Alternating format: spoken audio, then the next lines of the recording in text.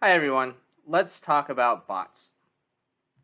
So, my name is Zane. I am the resident degen at Block, which is an umbrella crypto company. At Block, I primarily work on a project called Vesper Finance, a DeFi yield aggregator, and I also co-founded Governor DAO, which is a project that helps developers do decentralization better. I'm here today to talk about Sybil resistance, Sybil attacks, and how to protect against bots under any circumstances in your games. Before we get in, I'd like to share a little bit of my background with regards to crypto and gaming. I've always been really enamored since I was a kid with the notion of the economics of a video game. The left side of the screen is an old screenshot from Roblox. When I was 12 years old, I used the ticks to Robux exchange to learn Forex trading in pre-markets, which was a lot to unpack at that age. But it kind of opened my mind to the notion that all this stuff that happens in video games actually has some type of value attached to it. Fast forward several years later, you can see an old video I made about a Bitcoin Minecraft server where I was grinding out $1 referrals.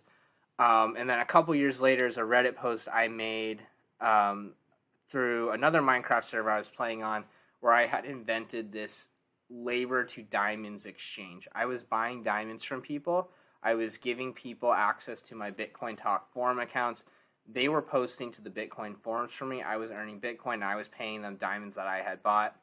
It was like an 800% margin. It was insane. It didn't scale very well though. Anyways, that's me. Let's talk about botting. The notion, I think, across games is if it can be abused, it will. This picture is a man who is playing Pokemon Go from 64 phones simultaneously. Pokemon Go is quite a casual game. It's pretty lightweight. There's not a whole lot of depth to it. You run around or ride your bike or walk around and catch Pokemon. This guy is trying to grind it out to the max. People are going to do that, period, full stop. It's silly to assume otherwise. Now, all games have some type of notion that people are going to try to cheat it, botting or otherwise. Games do have some type of defense mechanisms in place. There's hardware costs. You need a graphics card to run games. You need to have computers or access to virtual machines and VPSs, and this all costs money. There's account costs in a game. You have to sign up, register an account, pay for it. Perhaps there's a subscription attached to it. Games also deploy active moderation where they can watch people playing the games and they can see if there is behavior going on that breaks the rules of the game. There's also the lack of the profit motive. In the case of the Pokemon Go guy, that one person is farming on 64 accounts at the same time because he's insane, but most people are not incentivized to do that. They just want to play the game. They'll play it off and on from their one phone. The more people playing, and this goes into casuals, the more people that are playing the game because they like it, not because they're trying to extract maximum value out of it, the better. If one person is playing Pokemon Go on 64 devices, everyone else in the world is playing on one device or just a couple of devices, it's not that big of a deal. It balances it out. The casuals are your balance against the people who are trying to extract maximum value. Some games have had better success with having a robust economy that is sufficiently insulated against bots. I have a handful below. Let's talk about each of them. EVE Online is the spreadsheet simulator. It is this ultra-competitive economic space simulation game where you are responsible for all these different aspects of running missions, upgrading your character, participating in alliances. It's very, very, very unforgiving to players. The mechanics kind of boil down to the things that you want to do in the game to progress. They take time. It takes a lot of time to transport from one planet to another. It takes real world time to upgrade skills on your character. And at the same time is money. You have to be doing so much stuff to be able to continue playing the game, or to be able to continue playing the game in an enjoyable manner. There's a cost associated. You need to pay a monthly subscription. You can pay for it in-game money. If you're able to accumulate enough, you can pay for it in real-life money as well. But the notion is that you have to really optimize your time. There's also this angle of the depth of time that you spend in the game on a character is better than the breadth of time. Spending 100 hours or 1,000 hours to upgrade one account, one character, one fleet is a lot more, yields a lot more output versus having 1,000 accounts that you're giving an hour of energy to simultaneously. So EVE Online adheres to this notion that you have to be at your best, you have to be doing the most, you have to be operating at maximum efficiency to be successful, which is not conducive to the shotgun approach of playing games with a bunch of bots. Entropia Universe is another example. Entropia Universe is past its time now. Most of these games are that I've listed. But almost 2 decades ago, Entropia Universe made a lot of headlines because players were selling virtual real estate in this game to one another for 6-7 figures per sale. Entropia Universe employs a real-world economy, meaning there is some active and official exchange rate between the in-game currency and dollars, and you can go in and out of in-game money and fiat money. The protection against bots in Entropia Universe is this notion of economies at scale. The more resources you put into what you're doing, the bigger the output is. You can play the game as a free-to-play player, and you can do like the bare minimum that you're allowed to do from a free account, and you can kind of grind out like pennies per hour. Or you can invest money to kickstart, and you want to concentrate your investment around one character or one play style. The high value activity in the game essentially is what requires the most input resources to carry out. So if you're running a bunch of bots, you might be able to harvest the low value pennies per hour objectives 100 or 1,000 times over, but who cares? Because the people who are actually trading real dollars at a meaningful scale are not the ones who are doing botted activities. Second Life is potentially the first example of a real and robust creator economy. Second Life also had a real-world economy. You could trade there. I think they called them lindens was the virtual currency for Second Life. You could trade those in and out for real-world dollars. Second Life took a very different approach in formulating an economy. It's entirely a creative economy. There's no cost to play the game. There's no input resources. It's not a highly taxing game. It's not even really a game at all. It's kind of like VR chat before VR chat. You go on, you hang out with people, you go to people's places. You don't get money or income, and you don't pay to kind of passively play, hang out with people, go to their spaces, participate in their experiences. What the economy was focused around was this notion of pay for creativity. The people who made a lot of money, and there was a lot of people in Second Life during its heyday making 6-figure plus salaries, they were people who were hosting events, DJing at virtual nightclubs. They were fashion designers. They were interior designers, place developers. Creativity is what had value in Second Life. Of course, bots have no kind of overlap there. Lastly, old school RuneScape is perhaps the most unorthodox or least likely approach. Old school RuneScape essentially works along the mantra of like, be responsible.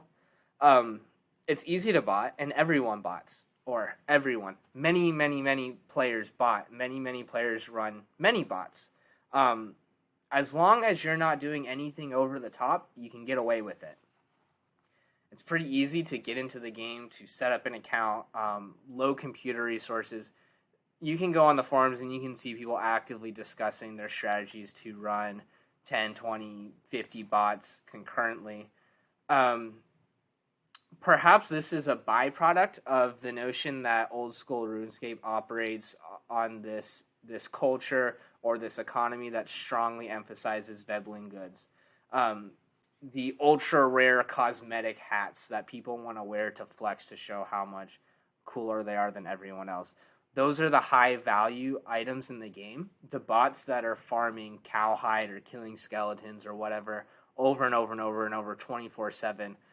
You can go on the forums and you can see people talking about it. It's profitable, but it's profitable to the tune of earning like $100 a month. So it's like everyone can do it and everyone does it. So if everyone's doing it, is it really a big deal? Now let's talk about a game that isn't as well geared towards protecting against botted activity or otherwise malicious gameplay. Minecraft. Minecraft is a really important example because Minecraft has also taken on this prominent role as an easy to access metaverse build out. A lot of projects are building out their metaverse on Minecraft, which is dangerous if not done responsibly. Minecraft is a game that's very, very built around this culture of push it to its limits. There's not really many inherent defenses in Minecraft, and there's a lot of opportunity for people to break the game or push the game to the limits. They have entities within the game that allow you to code scripts within the game to do crazy stuff. There are so many insane videos on YouTube of people doing just the craziest stuff in Minecraft, building computers in Minecraft, building bots to build bots in Minecraft, just insane. And people abuse it. You can run bots in virtual machines. A lot of the game mechanics can be broken.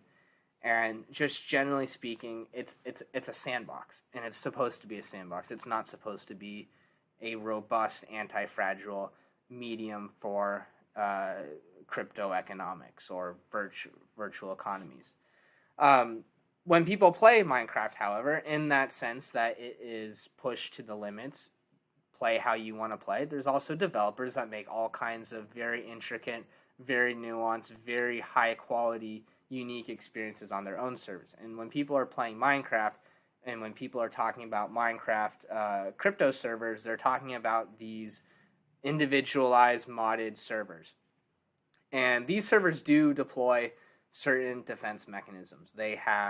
Most of them will have very, very robust surveillance mechanisms where you can see what people are doing. You can monitor players. You can see for yourself if people are cheating or not without them knowing that they're being tracked.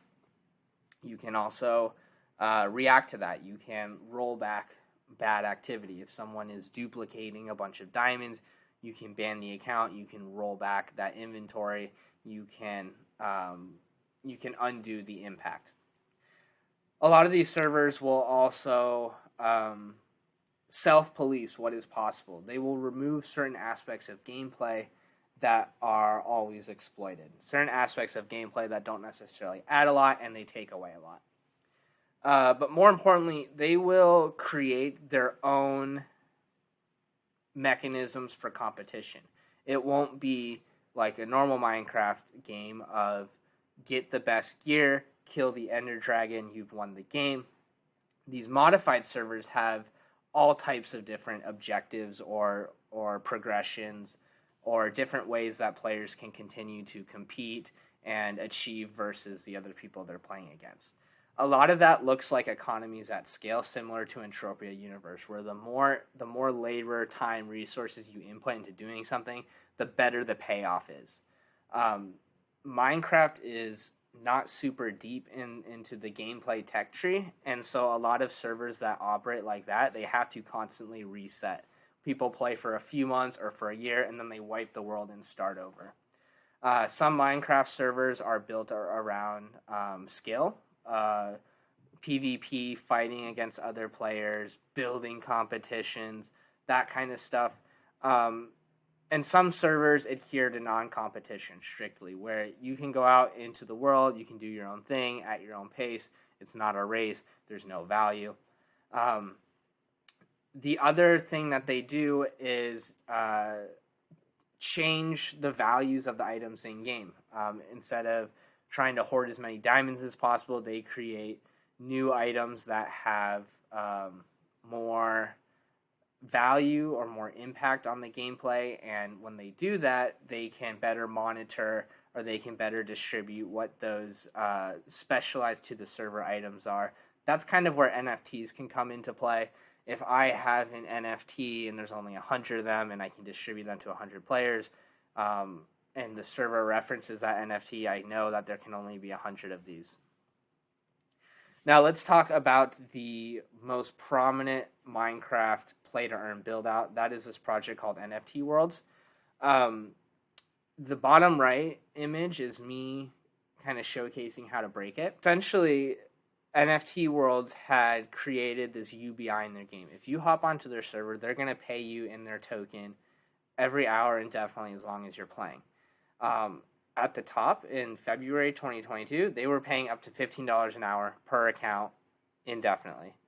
The question became, well, how many incomes can I farm simultaneously? I actually dug deeper into NFT Worlds because of my Minecraft background and kind of understood how they were running things.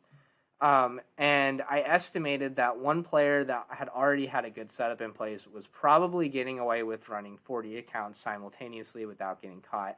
That would have been operating at a modest enough scale to not trigger any alarms. There was very little moderation on the server. There was very little active defense. If someone was doing that, they would be earning at the top around $12,000 a day. The best defense that NFT Worlds employed was they had a concurrent player limit. You could not have more than 400 players online at a time, and there was, at any given point in time, 4,000 people trying to log on. So the bottom of the screen, on the bottom right, is me with 4 accounts, attempting to play on 4 accounts. You can see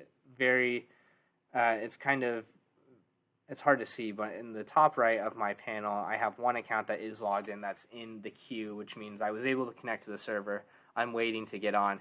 And then I have 3 other accounts that are modified to have an auto relog, and then keep trying to reconnect over and over and over again. What NFT Worlds ended up doing was they moved away from the UBI model. Their own server, they changed to be more competition-based, so the people who are achieving the highest on the server per their criteria are the ones who get the rewards. And then the elegancy of NFT Worlds isn't their own server. It's the notion that everyone who holds their NFT can have their own whitelisted community server. And the community servers have the same process. The community servers are also paying out rewards, but they're also susceptible to all these different exploits that are pertinent on Minecraft. So what NFT Worlds did is they said, okay, if you want to have a whitelisted server that's getting a reward stream to pay out your players, you have to put up so much of our token first. You have to stake it. That's your insurance fund. If a server is shown to have their mechanism broken or exploited for token rewards, if someone else is doing a UBI model and it turns out half of the player base is just one person farming it, that stake can get forfeit. And so there's this insurance that communities are saying, okay, I'm confident that I'll be able to protect against this on my own server, which I think is a good mechanism for this particular instance. It's saying these dangers exist. Each server is going to be a little bit different. Each server needs to figure out how they want to go about things. So to recap, there's different types of defenses that games can employ. I have this matrix broken down of passive, active, proactive, and reactive. Going through it, a passive and proactive set of defenses includes how do you design the game, if it's non-competitive, if it's skill-based, if it's labor-based, if it operates upon these economies at scale notions, it's more resilient against botting. Another defense is the input costs. If it's super resource intensive to create accounts and to run them, the likelihood that people will run accounts concurrently decreases. Active and proactive includes more so of the rules and restrictions, what you're allowed to do, what you're not allowed to do. It also includes the proactive testing, looking for edge cases, trying to figure out where are people going to find these exploits, and then of course surveilling the player base and recording their activity to review if you're not able to surveil them or otherwise. The passive reactive, probably the best one, is the fun factor. Are people playing this game because they like it? If a significant amount of your player base is playing this game because they like it, and it doesn't matter what they get out of it beyond the enjoyment, that's a pretty strong defense, because even if you have a minority of players that are abusing the mechanics to get the most out of it, the people who are playing for fun aren't going to care. Player-driven value is also important. Situating a game in a way where players have the power to assign value to different things. In all of those examples before, which were the best examples, it included different mechanisms where games had given the power to the players to figure out how they want to assign value to things. In Entropia Universe, it was like real estate and clubs and rights, property rights. Second Life had to do with creative production, content creation. RuneScape had to deal with Veblen goods. And the last one, EVE Online, had a lot to do with alliances, economics, how players are interacting with one another. In the same vein, having a dynamic economy. Instead of the developer saying this item costs this amount or has this value, as much as you can, set the value or the cost or the rate of items to be dynamic, to be dependent on how people are reacting to it. That's another strong defense mechanism in RuneScape in particular, is you have all these people who are botting, and bot as much as you want, you're driving down the price of the own item. The only value you can get out is what other people are willing to pay you. There seems to be an equilibrium of a bunch of people are willing to bot and earn $20 or $50 or $100 a month, and a lot of people who have that money are willing to pay them for the goods they need that the botters are accumulating, and they don't want to bot themselves. They'd rather do other stuff with their time. Active and reactive defenses includes kind of fixing things that are broken, banning players who are abusing, revoking items, patching bugs, buffing or nerfing activities. Now, let's talk about the defenses in crypto gaming. None of this translates to crypto gaming at all. So, what can we do? Well, we do have some benefits that we get out of blockchain that we don't have otherwise. Moving myself back down. Blockchains have a low barrier to entry and efficient markets. Going back to that original notion of if it can be abused, it will. Well, we can readily assume that everything will be pushed to the max in a crypto play-to-earn game. There's a lot of money floating around. Can we build games that assume people are going to spend a lot of monetary resources to play? Perhaps. There's the interoperability aspect of, even if this game's broken, or even if accumulating this item is suboptimal, I might still do it because it could have some value somewhere else in the Web3 universe. What I think is most important is the notion of a universal sign-in. You have one wallet that you're using everywhere. So let's think through the notion of a wallet-based account. Your wallet showcases everything you've done. Yes, you could have multiple wallets, but most people have one wallet where they're doing most of their stuff from, that they've done most of their stuff from the beginning. That shows everything you've done gaming-wise and everything you've done otherwise. What if there was a way to build out a protocol level protection that was built upon this notion that, well, the accounts for each individual crypto game are also the accounts for all the other crypto games. I'm using my wallet to play this game, that game, and this other game. With that, there's this notion that we could human verify accounts. These are a group of projects that offer some element of human verification.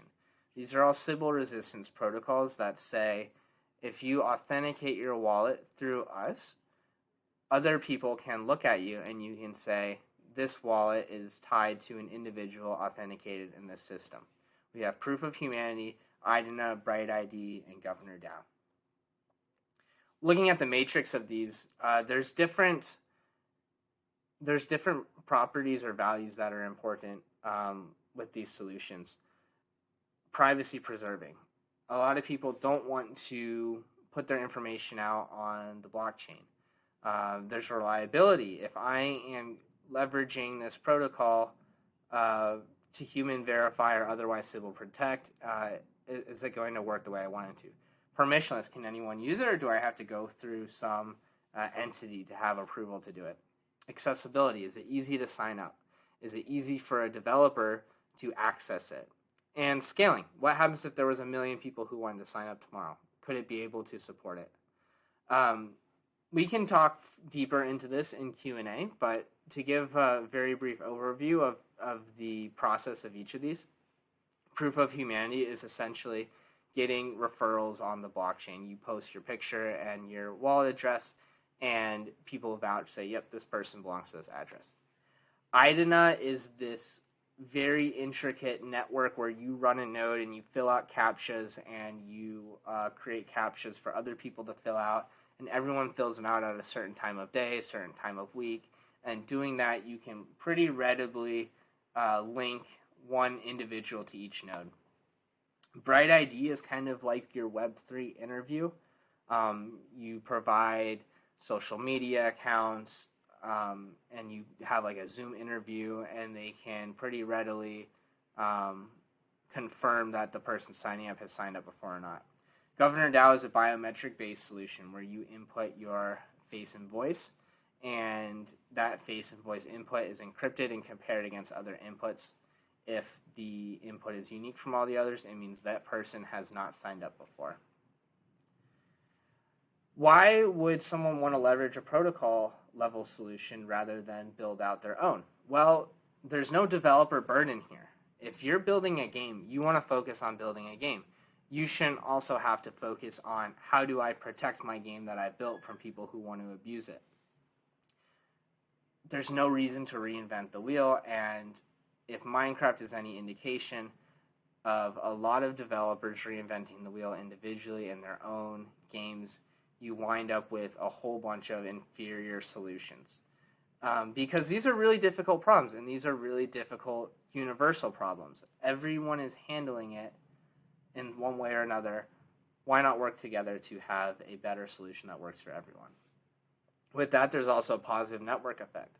All of those projects listed below, or listed on the previous slide, if you were to leverage those projects, you're also putting yourself, your project, and your users in this ecosystem with all the other projects' users that are enrolled on that same platform. Every time someone new uses each of these solutions, those solutions are more valuable, and using the solution becomes more valuable because you are connecting yourself to different ecosystems. I think this is particularly impactful for gaming in the sense that if 100 play-to-earn games were all human protecting themselves, you could have this league of human-only gaming, or whatever you want to call it, and you would have a lot more synergy between each of these individual games. There would be a lot less friction of players hopping between these games and interacting with multiple or all of them. Protocol level solutions also act as the foundation for more nuanced build-outs.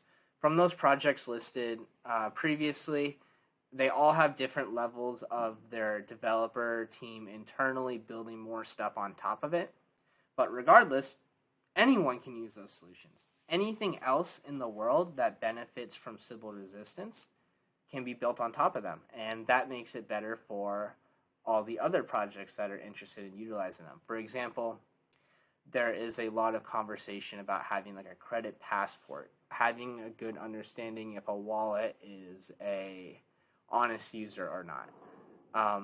That's a lot easier to do if you come from a Sybil resistance foundation, and that's something that could also be interesting for games. If games need moderators, and moderators have a lot of privilege and a lot of trust, and can we have a better understanding for who we allow to be a moderator? I will close with this question. If you had 100% certainty that every account interacting with your game belonged to a unique individual, how could you better design your game? I think there's a lot of experimentation that could happen that hasn't happened because no one has been able to confidently make those assumptions. But those assumptions can be made today. Thank you, everyone, for your time. Moving my Loom over again. Feel free to reach out to me, and happy to field any questions. Thanks, guys.